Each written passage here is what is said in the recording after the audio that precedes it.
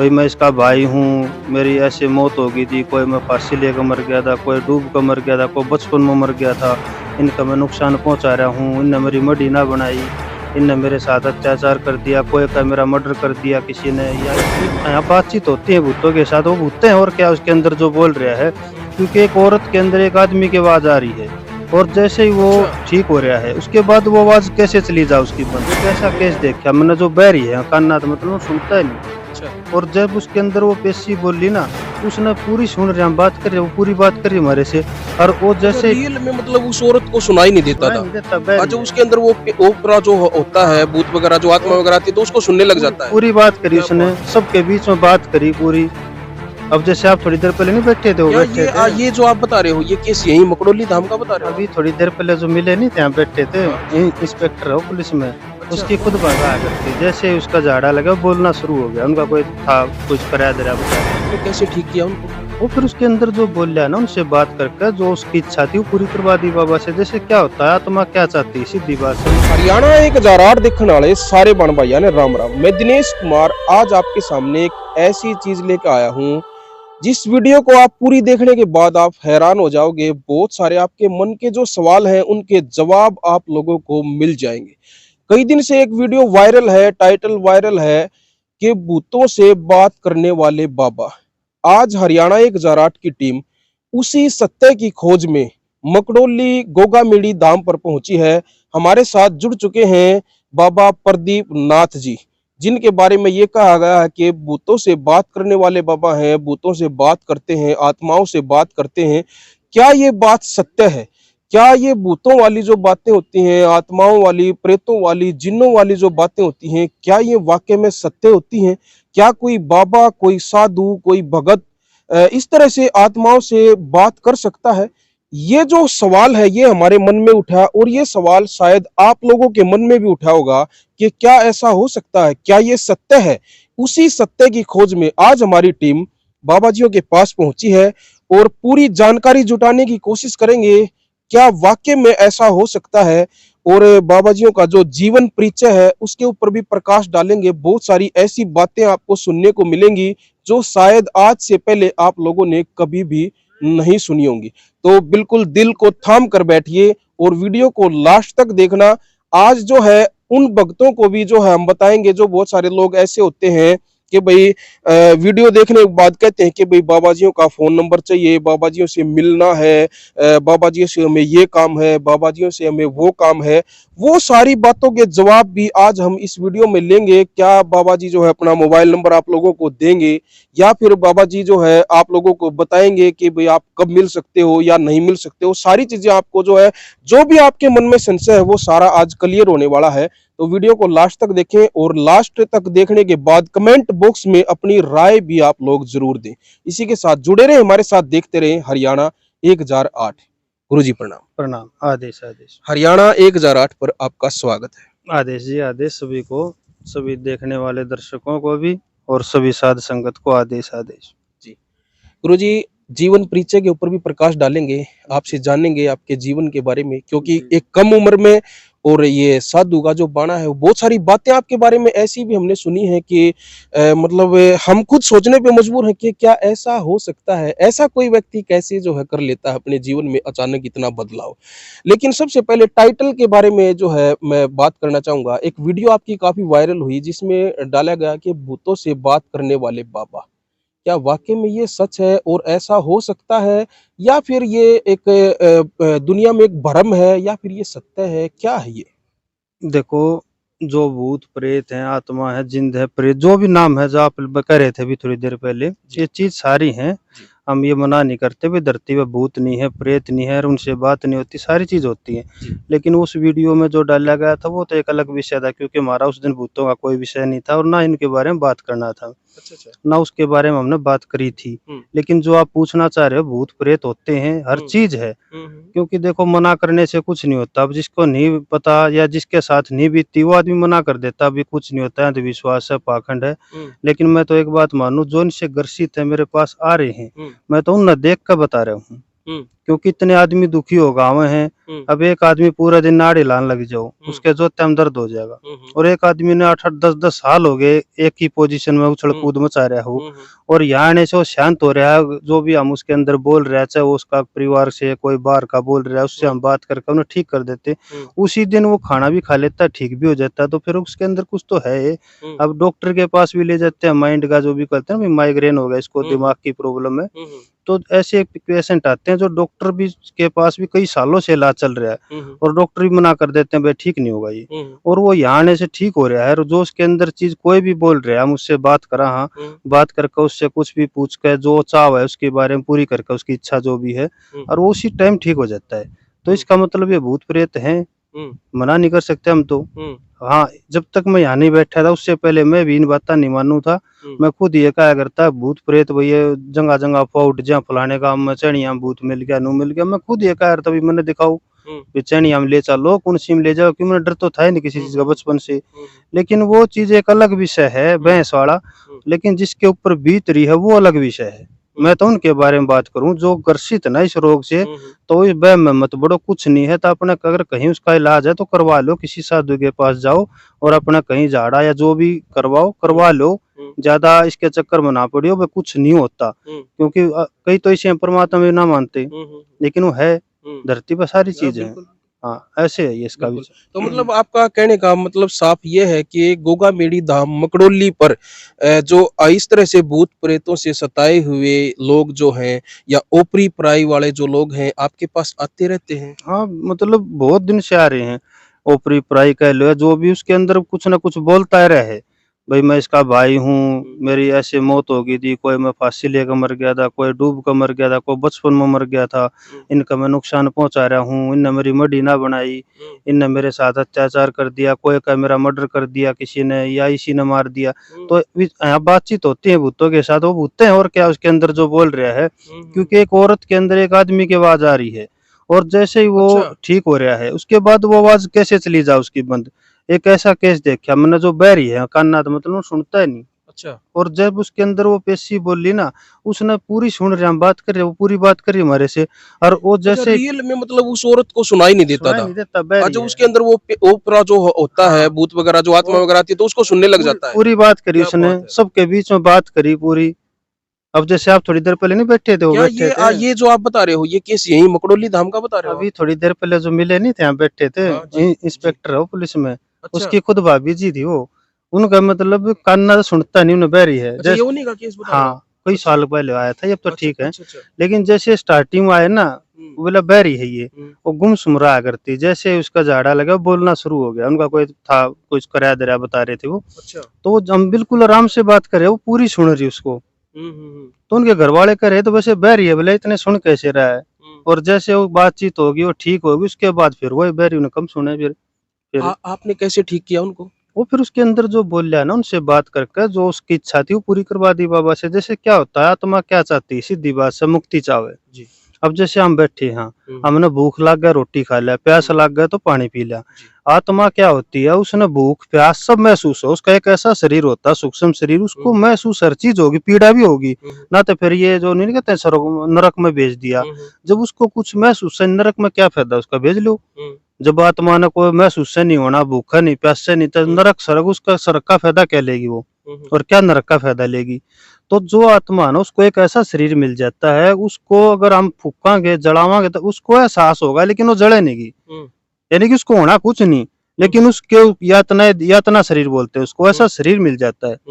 तो जो चीज वो परेशान होगी, मान लो किसी के अंदर घर में घुस रही है वह, तो उसने कुछ मिल नहीं रहा है, तो वह अच्छा है भाई मैं मुक्ति होगा परमात्मा के पास चली जाऊं, या पुनर्जन्म दोबारा जन्म ले लूं, तो वो अपनी इच्छा लेकर आओ। लेकिन कई क्या होता है, भगता का उनके पास ये चीज नहीं होती, वो मुक्ति नहीं कर पाते। क्योंकि मुक्ति ऐसे नहीं होती, अगर भाई आपकी बैठे मुक्ति कर दी, झाड़ा लगा दिया चंदा लगाने से, मुक्ति होगी तब से। जो साधु तपस्वी होगा, कर्मकांडी होगा, या कोई अच्छा शास्त्रों का ज्ञाता हो सके है, वो ही मुक्ति का मार्ग बताओगा, वो कर्म करा सके। तो यहाँ मुक्ति के लिए आते हैं, इसीलिए इसका नाम धाम है। ना तो मंदिर भी हो सके था, गोगा जी मंदिर। हमने गोगा मेडी धाम क्यों बोला इसको, जैसे शमशान के ऊपर लिखा पाओगा अपना मुक्ति धाम, तो इसलिए इसका नाम धाम रखा गया, क्योंकि यहाँ जो आत्मा आती है ना परेशान भटकी ओर, वो आकर बता देते हैं भाई मैं इसका पीछा छोड़ दूंगी, मेरी मुक्ति कर दो। तो फिर हम उसकी मुक्ति करवा देते हैं बाबा जी से बोल कर, और वो ठीक हो जाए। कब कब दरबार लगाते हो आप? दरबार हर रोज? ना हर रोज नहीं, शनिवार एतवार मंगलवार। शनिवार, रविवार और मंगलवार। हाँ। कितने ऐसे लोग आते हैं जो इस तरह की समस्या से ग्रसित आपके पास आते हैं, और उनका जो है समाधान, कितने % लोगों का समाधान यहाँ से होता है? यहाँ कम से कम आप मानो 10-15 लाख आदमी तो आ लिए होंगे। 12 साल हो गए मैंने लगातार, और तकरीबन मानो महीने में 3-4-5 हजार आदमी, जैसे नौमी आती है एक तो हमारी अंधेरी, नौमी को आते हैं कम से कम 2-4 हजार आदमी, तो बाकी रूटीन में 500, 700, 1000, 2000 आ जाते हैं मतलब ये आदमी। ज्यादातर इसी तरह की समस्याओं से ग्रसित है, या फिर कोई और भी समस्या लेकर आपके पास आते हैं? किन किन समस्याओं का समाधान आप करते हैं गुरुजी? ना यहाँ तो देखो प्री प्राय का तो कोई विशेष वो नहीं है, यहाँ जो भी डॉक्टरी दवाई ना लगे किसी के, मान लो बुखार है और वो एडमिट है और ठीक नहीं हो रहा, वो आता है। कोई भी रोग है मतलब जो ठीक नहीं हो पा रहा किसी कारण ला लो, वो हर रोग आता है यहाँ पर, से कोई भी रोग हो, चाहे ऊपरी हो ना हो, कोई शरीर में, पेट में, सिर में कोई दर्द पीड़ा है, पीड़ा का यहाँ तेराम हो है। जैसे कोई तड़पता होगा ना, किसी का पेट में दर्द है, तो जैसे यहाँ होगा ना माथा टेका, वो दर्द अपने आप बंद हो जाता है ऑटोमेटिक। ये परमात्मा की दया ऐसी है। पीड़ा वाले आते हैं, चाहे किसी डाल की पीड़ा हुआ, कोई भी पीड़ा हो, चाहे ऊपरी हो, पराई हो, ना हो, बस पीड़ा हो, पीड़ा वाला ठीक हो जाता है। कब से आप इस गद्दी पर जो है आप बैठे हुए हो? देखो गद्दी तो ये 22 साल शुरू करी है, बाकी पहले मैं सेवा करा करता धाम की, और इसी साल से 11 तारीख को 12 साल पूरे हुए थे, उसी दिन ये गद्दी ली मैंने बैठ कर ना। पहले तो वैसे मैं यहाँ सेवा करता रहा 12 साल। पहले कौन था यहाँ गद्दी नहीं पे? कोई नहीं था, गद्दी मैंने शुरू कराया है, सारा धाम भी बनाया है, और लेकिन गद्दी ऐसे नहीं ली जाती ना, गद्दी तो दी जा है। अब ऐसे गद्दी चालू नहीं होती ना, पहले 12 साल का तप चाहिए। तो पहले मैंने 12 साल का तब पूरा करा, उसके बाद फिर यहाँ गांव राम इकट्ठा हुआ, कोई करीब 30-35 गांव के आदमी इकट्ठे हुए थे, और फिर जो हमारे सेवक हैं पूरे भारत से वो आए थे। 11 तारीख को खेलों का आयोजन हुआ था बड़ा, उस दिन ये गद्दी सौंपी गई है। अब ये गद्दी चालू हुई है 12 साल बाद, क्योंकि पहले यहाँ प्राचीन गद्दी नहीं थी कुछ भी, ना कोई पुराना तप था, ये खेत थे, यहाँ कोई ऐसी क्रिया नहीं थी कुछ भी, एक मडी हुआ करती, बस उसकी सेवा करते करते आज ये गद्दी ईब गद्दी शुरू हुई है। अब ये गद्दी का रूप मतलब लिया है। खेतों में एक नॉर्मल जो समाधि होती है, हाँ, जो किसकी समाधि थी वो? कह लो मेरे गोगा जी महाराज की थी, गुरु गोरखनाथ जी का दूना था, और पितरा की जोत भी वहीं लगाया करते हम दादाजी की, और ये पुराने टाइम से चली आ रही थी हमारी। जो धूना जो आप बता रहे हो यहाँ पे था, और पितरों की कोई समाधि थी, वो किसने चालू किया था? धूना तो कोई ना कोई तो चालू करता है। मैंने कराया था शुरू, बचपन से मेरा शौक था।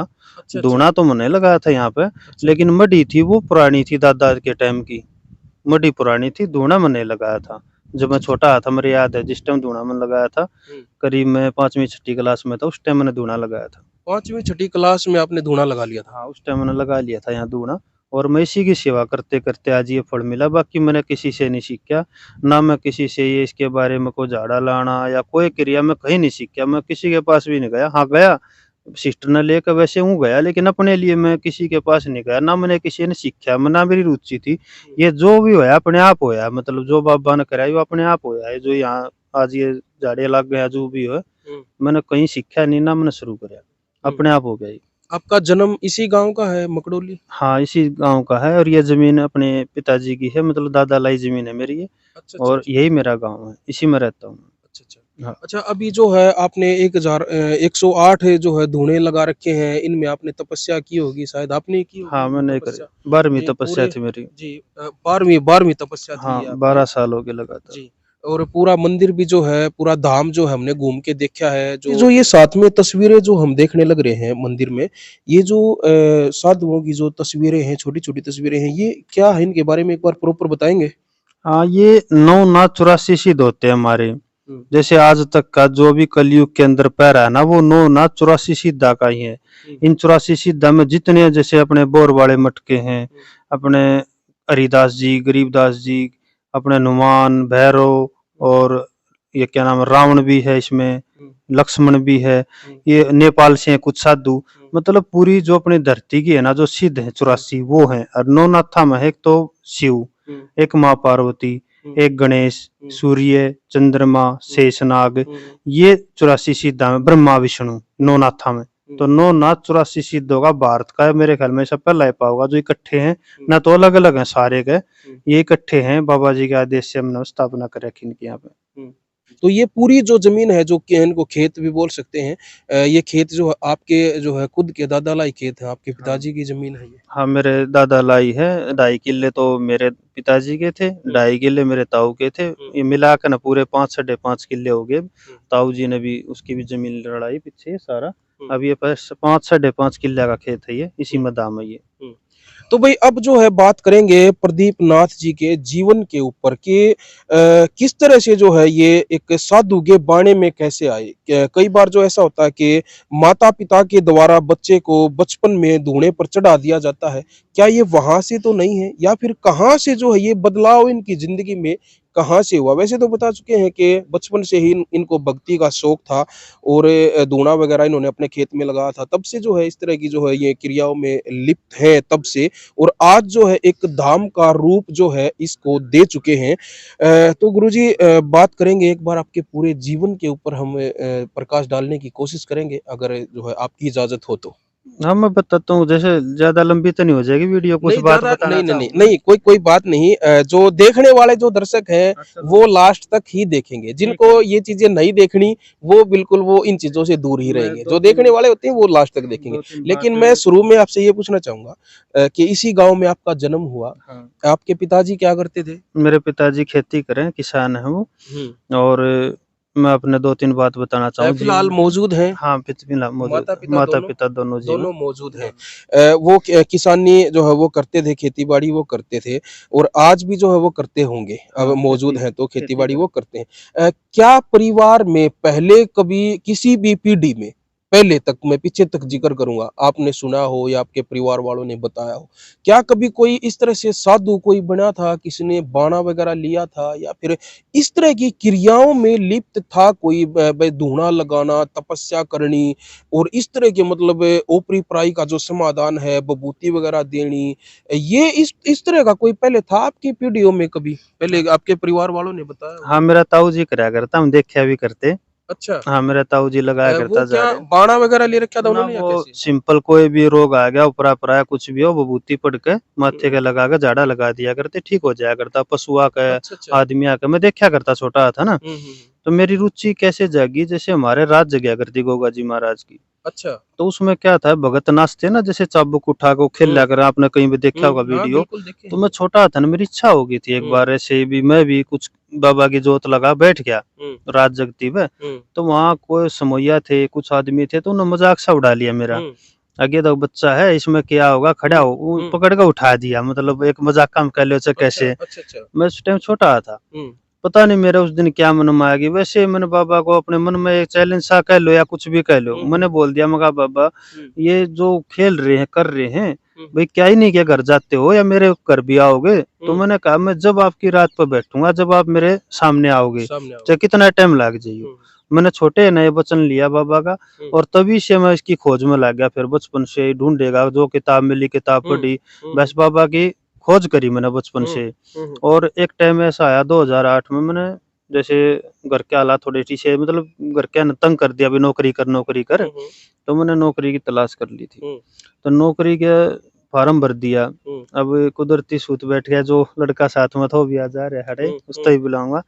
तो एक लड़का है, पंडित जी है साथ में, अभी खड़ा है यहाँ, तो उसने मेरा फार्म भरवा दिया कैश उनका, और मेरा आ भी गया। तो जैसे नाप तोल नहीं होता पंचकूला, हम चले गए पुलिस का इंटरव्यू देने और नाप तोल के लिए, तो इसका छाती में रह गया और मेरा 2 दिन बाद में था।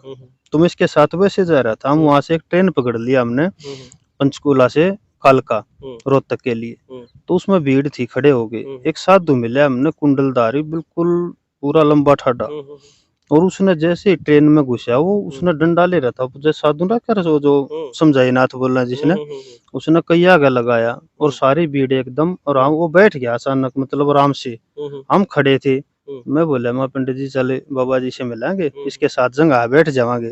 बोला पिटवाना, हम कहा चल कोई नहीं, साधु मार लेगा एक छोटा, लेकिन बैठने जगह मिल जाएगी, रोहतक बहुत दूर है, खड़े खड़े कितनी दूर रहोगे। पहली बार ट्रेन में बैठा था मैं जिंदगी में, पहली बार ही पंचकूला गया था। मैं बोला भाई ट्रेन बहुत मतलब हलती डलती जागी करा के पचाओगी, मैं बैठ जा चल। हम चले गए। तो जैसे ही साधु ने मैंने जाकर राम राम करी, क्यों आदेश का पता नहीं था ना, जैसे कहा राम राम महाराज जी, तो महाराज जी अचानक एकदम उठ कर, पता नहीं उसके दिमाग में क्या चला क्या नहीं, वो रोने लग गया और एकदम कोड़ी भरकर जैसे। बोला बड़े भाई कहाँ जा रहा था, इतने दिन से मैं तेरी तलाश कर रहा था, तू कहाँ चला गया था मेरे भाई। मैं अचरज में हो गया। फिर ये जो मेरे साथ था ना, ये हंसने लग गया।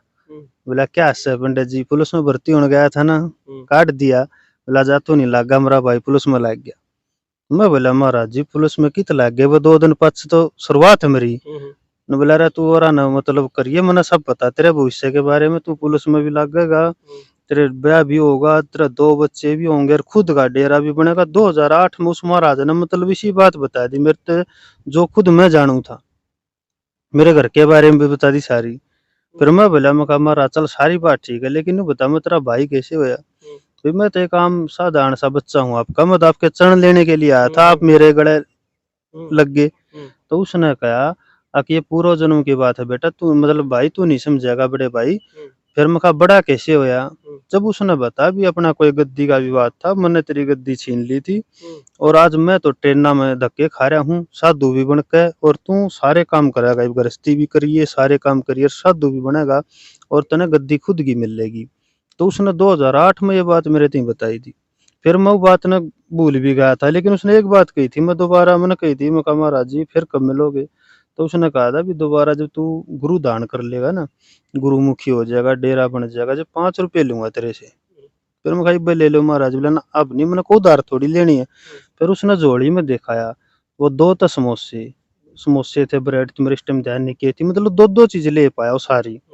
बोले 3 कोने 5 कोने 1 कोने, ये 2 क्यों है। बोला मैं मंत्र समझ में नहीं आई महाराज जी। बोला एक आपके लेके चलूं मैं। फिर मैं कहा जब तने मेरा इतना बेरा भी मैं कौन हूँ, तो मैं आले जब मेरे घर पा जाता। जब तने सारा नु बेरा मैं उड़े पहुंच रहा था, मैं नू सू तेरा भाई सू, तो पहुंच जाता तू। बोला पानीपत से आगे मेरा आदेश है को नहीं। बोला पानीपत से आगे नहीं जा सकता मैं सिर्फ इस ट्रेन पानीपत तक ही जाऊंगा, उसके बाद वापिस हिमालय, वो भी कोई काम आ रहा हूँ मैं, उससे आगे नहीं जाऊंगा। लेकिन तू इस तरफ आया तक को नहीं आज तक ही।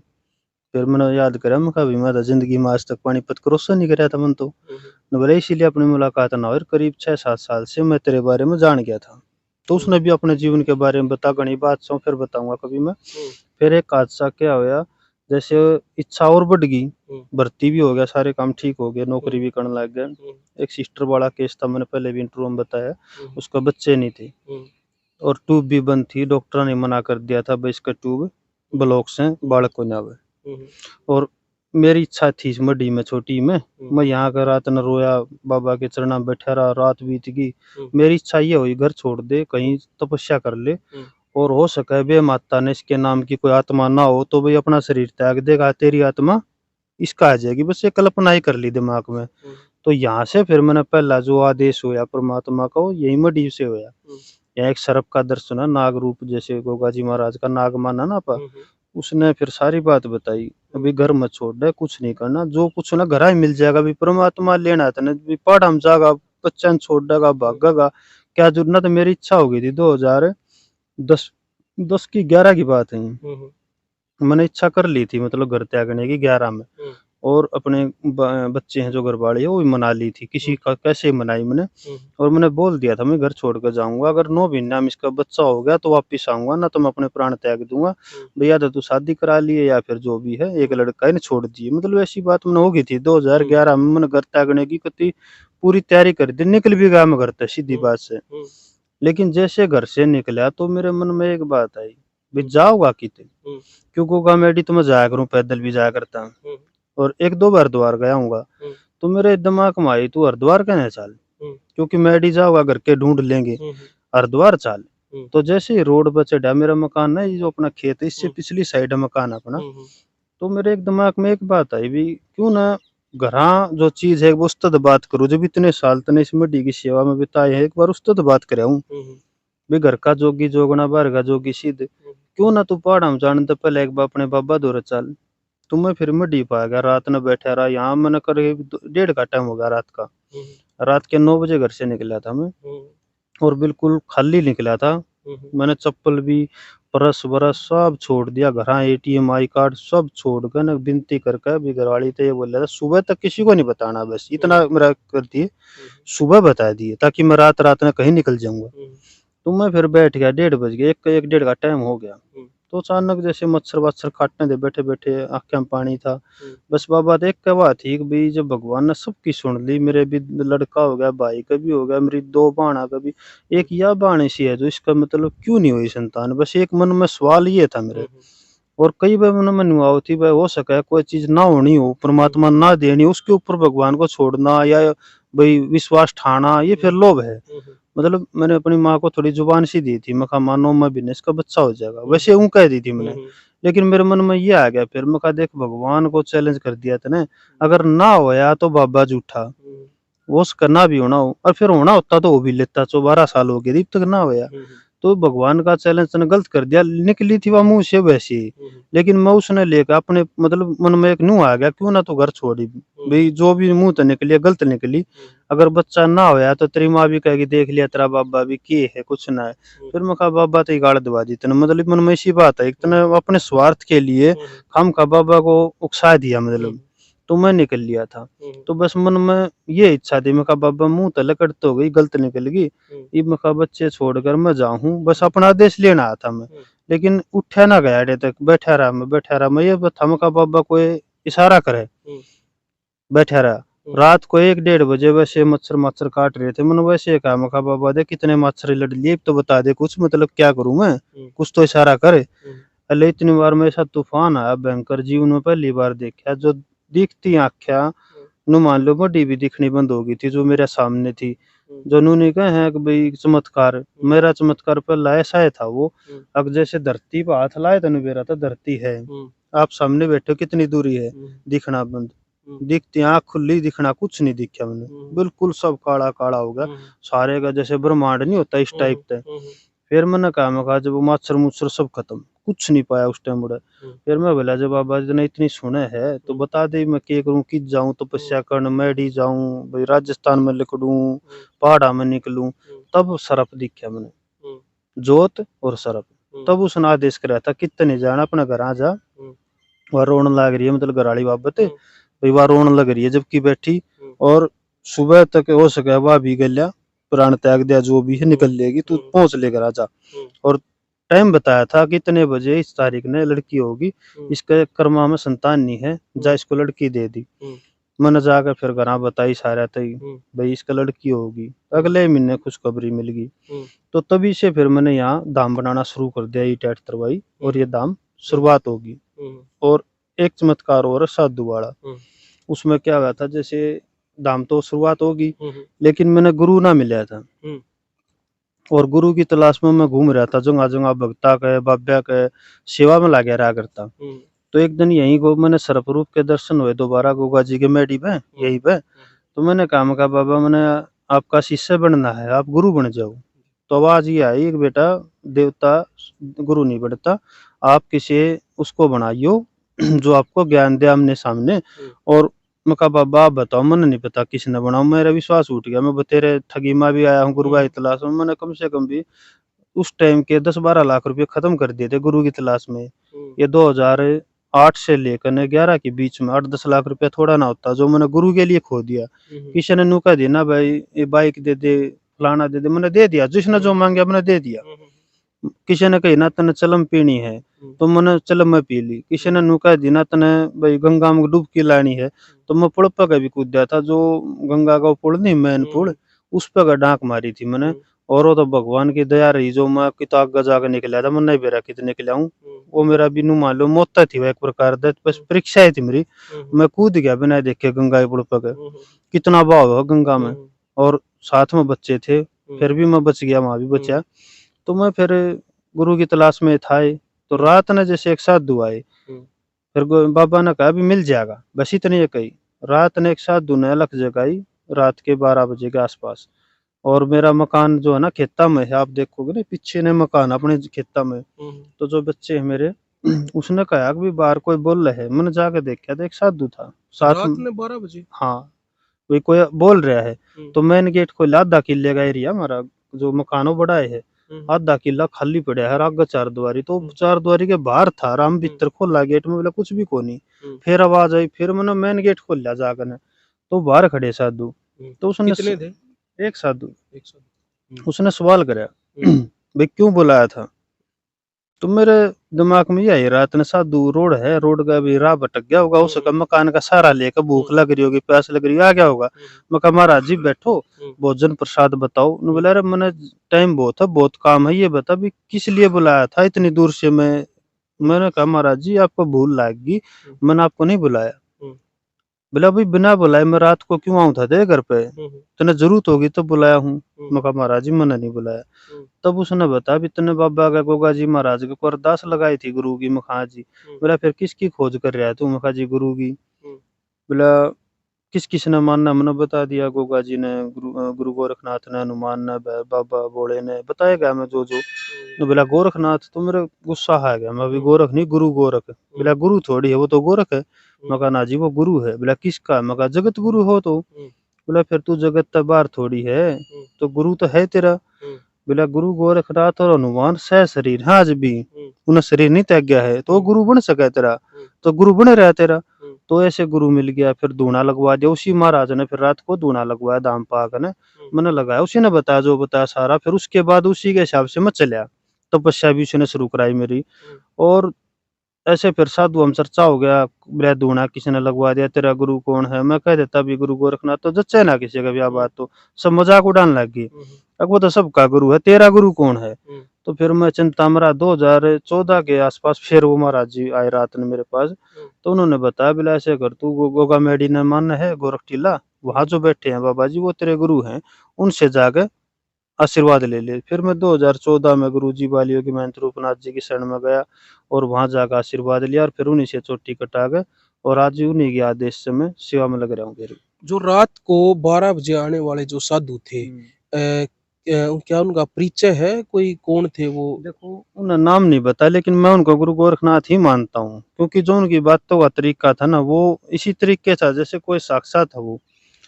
हालांकि वो मैंने डाइवर्ट गुरु गोरखनाथ पे ही कर रहे थे बार बार, लेकिन वो अगर वो और को साधु होता तो वो कहता भी मन न माने, वो अपना परिचय देता मैंने, लेकिन उन्होंने सारा अपना कुछ नहीं बताया, आज तक नहीं बताया। कई बार मिल लिए, वो सिर्फ गुरु गोरखनाथ जी के बारे में ही बताया था उन्होंने, भाई नपूज इनके कर दूना दाना सारा बताया। अब वो कौन थे मैंने आज तक पूछा भी नहीं ना, उन्होंने मेरे तक बता लिया। बीच में जो सवाल था परिवार वाला वो अधूरा रह गया। काफी लंबी जो है आपने वार्ता जो है वो बताई है। तो परिवार में जैसे भाई माता पिता हैं, आप हो गए, आपके भाई कितने हैं? भाई हम दो हैं। 2 भाई हैं। दूसरे क्या करते हैं? 3 बाण है, खेती करे हमारे दो। और तीनों बहनें वो शादीशुदा? हाँ शादीशुदा बहन। शादीशुदा। आपके बच्चे? 2 लड़के मेरे वो पढ़ रहे हैं। 2 पढ़ रहे हैं। हाँ ओके। जी, दोनों पढ़ रहे जी। तो अब बात आती है अपने, जैसे आप गाँव में ही आपने धूना लगाया है, गाँव में ही आपने धाम बनाया है और खुद ही सारा ये तैयार किया है आपने। हरियाणा पुलिस में आपने सर्विस भी की है। कितने साल की है और किस पद पे की है? 15 साल करी है। टेलीकम्युनिकेशन से हेड कांस्टेबल की पोस्ट थी मेरी, और टेलीकॉम था मेरा, टेक्नीशियन, टेक्निकल डिपार्टमेंट होता है। नौकरी को छोड़ने का कारण जो है वो क्या जान सकता हूँ मैं? जैसे सेवाएं। मैंने जो सुना है कि भी आपने 15 साल सर्विस करके उसको त्याग दिया। बस वो सेवाएं है यहाँ, क्योंकि अब यहाँ काम ज्यादा हो गया ना। फिर इस साल 12 साल तो अपने भी हो गए थे, फिर गद्दी भी संभालनी जरूरी थी, तो गद्दी लगानी थी इस साल। पहले तो गद्दी नहीं थी, तो मैं कहीं सेवा कर लूँ, क्या ड्यूटी कर माता लूँ। पिता ने और आपकी जो धर्मपत्नी है उन्होंने या फिर परिवार के और लोगों ने आपको ये नहीं कहा कि भाई आप एक नौकरी छोड़ के और आप एक साधु वाली जो लाइन में जा रहे हो? क्या इस तरह का प्रेशर बनाया या फिर जो है आपको इजाजत ही दे दी कि भाई आप जो मर्जी आप कर सकते हैं? नहीं इजाजत तो देखो देनी है, बाकी परिवार तो ये चाहे नौकरी कर, बाकी सेवा में उनका विश्वास है, वो कहते नहीं कुछ मैंने, लेकिन उनकी अंदरूनी इच्छा ये है अभी नौकरी ज्यादा बेस्ट रहेगी, और मेरी है इच्छा भी ज्यादा ये बेस्ट है, क्योंकि सेवा में जरूरी है। घर वाले तो आपकी भी जो है नौकरी करें। एज भी अभी एक यंग अवस्था है, बिल्कुल 35-36 साल उम्र है आपकी। हाँ 34 साल हुई मेरी, 35 हो जाएगी अगर। 35 साल बोल सकते हैं, 34-35 साल उम्र है हाँ, आपकी। 35 15 साल आपने सर्विस भी की है, 12 साल की आपकी तपस्या भी हो चुकी है, 1 साल जो है इस धाम को भी हो चुका है। तो सर्विस के साथ साथ ये जो भक्ति थी तपस्या जिसको बोल रहे हो आपके 12 साल मैंने तप किया है। सर्विस के साथ-साथ कैसे मेंटेन करते थे? क्या मतलब एक साधु बाणे में ही या फिर कैसे क्या कुछ चल रहा था? वो दौर में एक बार जानना चाहूँगा। ना मैं बाणे में ना रहा करता, पहले तो पैंट बुशर्ट भी पहन लेता, दाम पहनता, बाणा ही पहन लेता। पहले इतना वो ना था, मैं तो नौकरी ज्यादा करया करता, यहाँ कोई मिल जाता दाम पे सेवा कर लेता, कोई आ गया उसका झाड़ा लगा दिया, कुछ कर लिया। तपस्या का टाइम है, अपनी छुट्टी ले ली, कहीं घूमने जाना है, मेडी जाना, छुट्टी ले ली। पहले वो काम नहीं था, मतलब परमानेंट नहीं बैठा करता मैं। जिस दिन रेस्ट होता उस दिन बैठा करता, जिसने मिलना होता फोन करके आया करते, पूछ कभी आज मिलेंगे, होता तो मिल लेते। हाँ, महीने में एक नौमी हुआ करती है, अंधेरी नौमी। वो मेरा पक्का दिन है, जिस दिन से धाम बने है ना, वो अंधेरी नौमी तो यहाँ भंडारा भी और मैं यही मिलूं था, तो महीने में तो सबने बताया था बाबा जी मिलेंगे।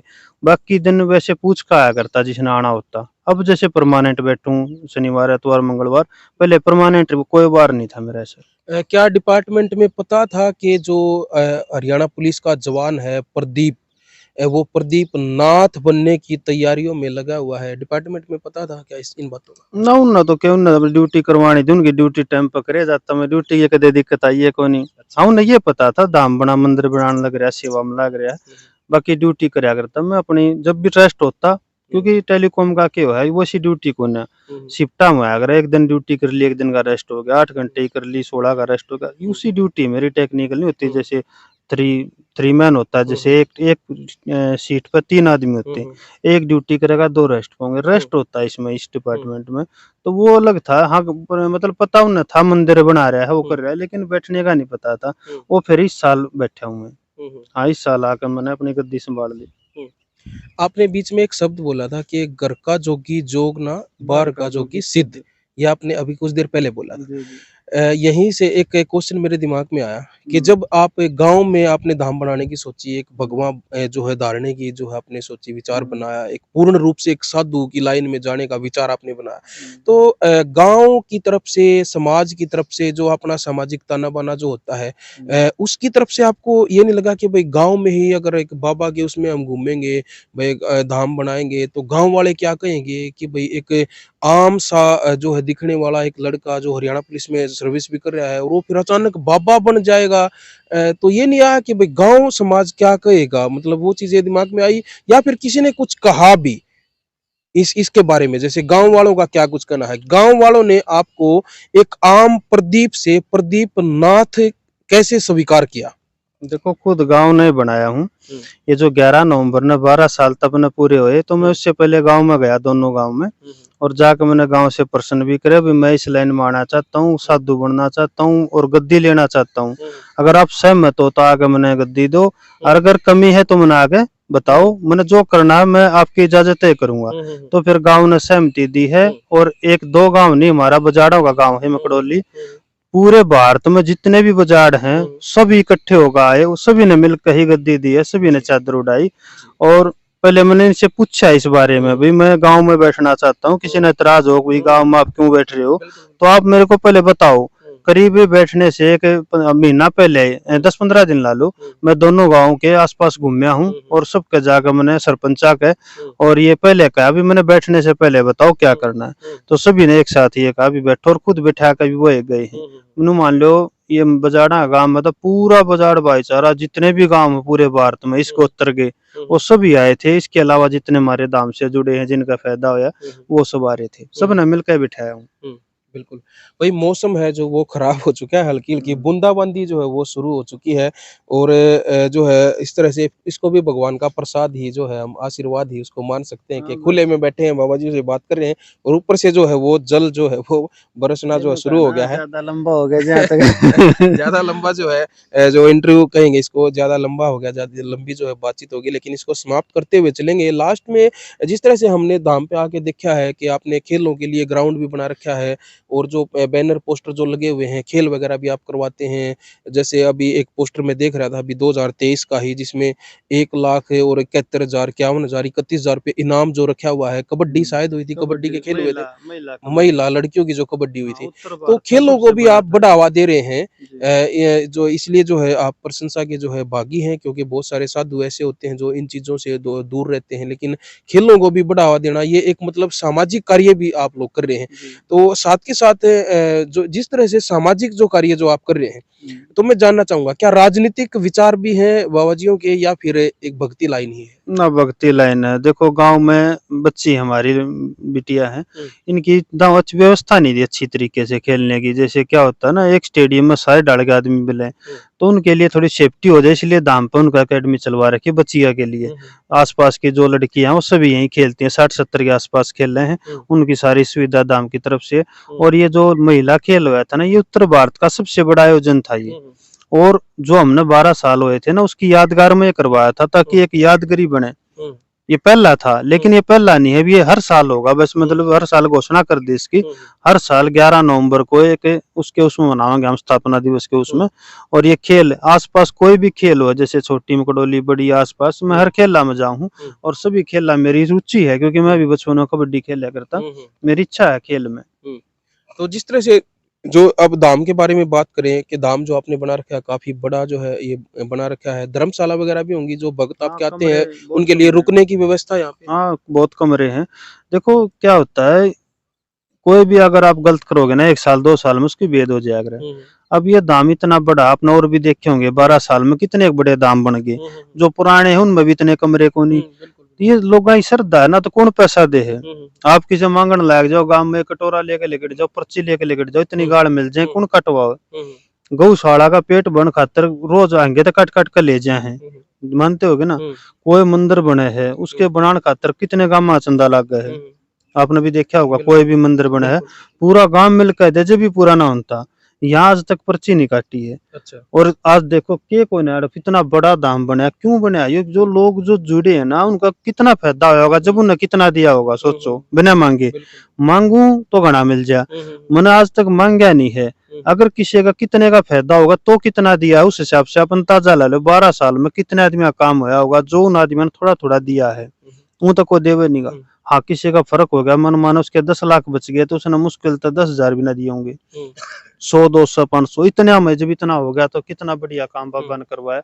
मेन तो बाबा के चमत्कार है जो 12 साल में इतना बड़ा दाम बनाया। अब जिस तरह से जो चमत्कारों की आप बात कर रहे हैं, और शुरुआती दौर में ही जो वीडियो के शुरू में ही जो काफी लंबी बातचीत होगी कि ओपरी पराई को लेकर, अब बहुत सारे लोग हैं जो इस तरह की समस्याओं से ग्रसित हैं। वो ये चाहेंगे वो हमारा जो ऑफिशियल नंबर है उस पे बार बार जो है हमारा फोन बजना शुरू हो जाएगा ये वीडियो पब्लिश करने के तुरंत बाद ही। लेकिन मैं चाहूंगा कि हमारी भी जो ये समस्या है इसका भी आप निवारण कर दें। अपना मोबाइल नंबर जो है आप गुरुजी वो बता दीजिए। बहुत सारे जो आपके भगत होंगे वो ये सोचेंगे, बार बार हमसे फोन करके आपका नंबर मांगेंगे, आपका ये पूछेंगे बाबा जी किस दिन बैठते हैं, कहाँ मिलते हैं। तो बिल्कुल बिल्कुल, तो ये जो चीजें हैं, ये जो भगत जो लास्ट तक जो आपके जो भगत हैं, जो दर्शक हैं, वो लास्ट तक जो वीडियो देख रहे हैं, उनको एक बार अपना मोबाइल नंबर और अपना जो वार है उनसे मिलने का भक्तों से, वो और ठिकाना मकडोली धाम पे कैसे पहुंच सकते हैं आप अपने शब्दों में ही बता दें। देखो गोगा मेडी है, रोहतक के पास में है। रोहतक से गोहाना पानीपत रोड पे टोल टैक्स है, मकडोली टोल, वहां से रास्ता आवा है।